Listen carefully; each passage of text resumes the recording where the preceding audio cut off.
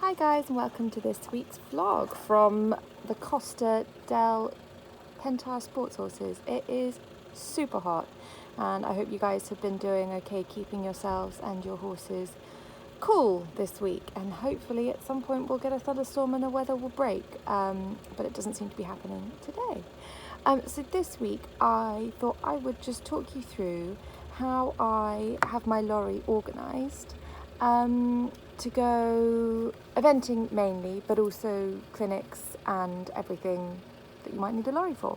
I tend to have it all packed in my lorry so that if there is an emergency, I forget something, blah blah blah, it's already in my lorry, or the spares normally live in my lorry. So it's really useful because it's just obviously me that uses the lorry, so I can keep a lot of things in here, and it means that if I go somewhere and forget something or decide last minute that I want to do something, it's normally in the lorry and ready to go, so not that much of a stress to get myself packed. So I'm going to Aston on Sunday, so I am slightly getting the lorry ready to go eventing, but as I say, it is normally pretty ready. The one thing I'm not going to do today is fill up the water because it's so hot. The water just gets a bit tepid and a bit minging, and I worry that it's going to taste of like the plastic tank and Peaches won't want to drink it.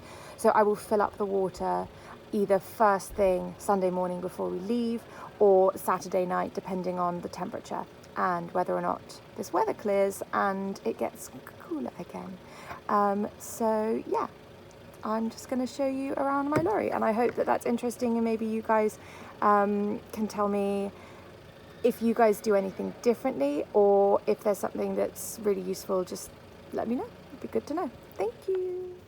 So here we have the lorry cab from the passenger side. As you can see, it is equipped for the two dogs because they come everywhere with me. There's one, she just had a shower. Bless you.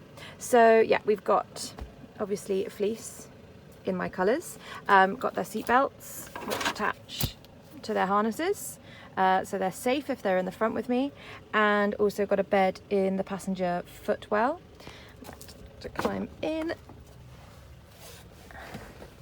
And as everybody probably does have, I always have my cigarette lighter plugged in with my phone charger, and then the other side of my steering wheel is where I have my phone holder with mask so I don't get caught out.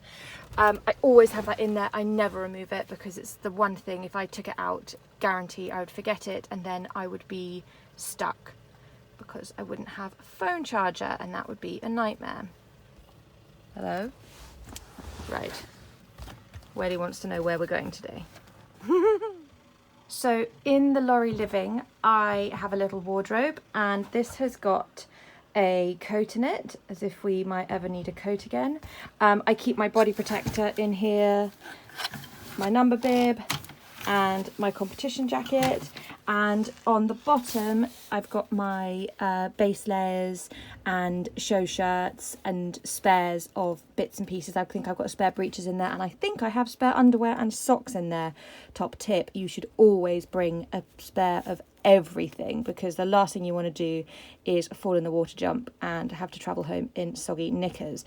Haven't done that, but touch wood, that won't ever happen, but it's always good to be prepared. I've also got my sticks in here, so again, they don't really leave the lorry, so I can't forget them. Up here I've got my hat, I've got my sheepskin breast scarf cover because I can't think of anywhere else to keep it, and it's safe and dry in here, and I've got my Idaho, I can't ever pronounce it, tie-up ring in case I've got a horse on board that doesn't want to be tied up, or if Peach is feeling particularly spicy, I will strap her to that so she can't snap any ties. So although I've mentioned I've got a water tank on board, I will always bring a fresh new container of water if I'm doing any proper travelling, because just in case the water tanker doesn't work, there's a leak, you know, anything can happen, and the last thing you want to do is not have any water. So yeah, always have my water container, and this does travel in the horse section. If I've only got one horse, if I've got two horses, I'll put it in the back, but it's just easier for me to use from here. And while I'm here, I have my in case of emergency, which I need to rewrite, and this is a whiteboard, so I will just put my dressage times, my mobile number in case of emergency, and just anything else that I might need that I can just grab without having to get my phone out. So here in the back, I said I have spares. I've got spare lead ropes, I've got head collar, I've got a few bits, I've got member's handbook and bridle number, microfiber cloths, and I've got a saddle horse, and then I've got neck strap, spare breastplate, spare reins. I've got a like a little lunging bridle thingy. I've got a different noseband. I've got a whole jumping bridle that's made up for Peaches, and I've got a lunging bridle and a lunge line. So hopefully that's pretty much everything other than stirrup leathers, but because I have two saddles, I've got 4 stirrup leathers, so fingers crossed that would cover me for any snappings, which hopefully will never happen. Got a hose and a bucket. I do take more than one bucket with me, but at the moment I'm using them to fill up the girls' water buckets during the day, so I will pack more of those. Duct tape, which goes in the first aid kit, which is currently on the yard, but I will pack the first aid kit. I'll show you guys what I've got in it when I go onto the yard. Mounting block, space for saddles. So here is my first aid kit. I've got melanin, which is sort of non-stick gauze dressings in case of a cut. I've got pressing bands because they're always useful.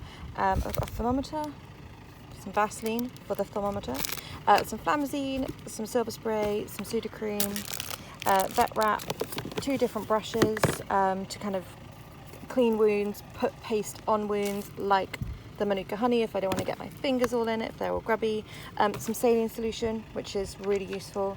You cut a little star in the top and you can squirt it, and it's quite powerful when it comes out, so it's really good for irrigating wounds. Loads of cotton wool, and something called Equiaid that is amazing for cuts and grazes. It sort of dries it out without stopping it from healing, so no, that's absolutely brilliant. So basically in here I've got everything, so if Peaches came back to the lorry with a horrible overreach, obviously I would get the vet out, but I've got everything there for the first 5 minutes before the vet gets to my lorry if I'm at an event, to kind of deal with an emergency, and I've also got everything that if I was at a clinic or out in the lorry somewhere, I could get her home, provided obviously it's not a complete emergency. I could get her home and I could meet the vet at home, but yeah, it's just a useful sort of all-round, comes with me everywhere first aid kit.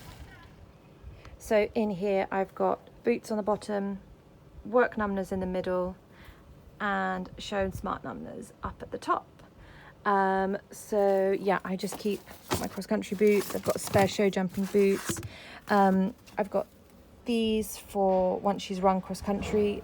They also double up as cooling boots, so you put really cold water on them, and as they evaporate they cool the legs down, and she will travel home with just these little funny socks on. They're from Incrediwear, equine, and they're amazing. I've got some stable boots and some brushing boots just in case, you never know, and yeah, a pile of dressage numbners, pile of jumping numbners, and then the same competition jump numbners, competition dressage numbners. And in here I've got feed containers. So I will target feed Peaches. I treat all my horses as if they've got or have had ulcers, even though they haven't, neither of them have received any treatment for ulcers. I just treat everything that I look after as if they have got ulcers. So they always have a some forage in their tummy before I ride them, and obviously eventing, that's really important because you're going to be getting on them 3 times, and you've also driven there, and it's normally like a fair drive. Like Aston will probably take me 2 hours, and although she'll have haylage, I will give her some chaff, just her normal everyday chaff, and she will have sort of a good handful of that before each phase, and then before I travel her home I will make up some really sloppy speedy beat that she'll have with some chaff and probably some electrolytes in as well. And I find that that just keeps everything moving. She always looks amazing once she's come back from an event, and hopefully that stops her from ever having a sore tummy unnecessarily. But yeah, everything lives in here, so, and it always lives in here. And I've got 3 different tubs for 3 different types of feed, and a lorry tub truck that's also got these double-ended clips on, so I can clip it in front of Peaches and not just have to hold it and she can't throw it on the floor.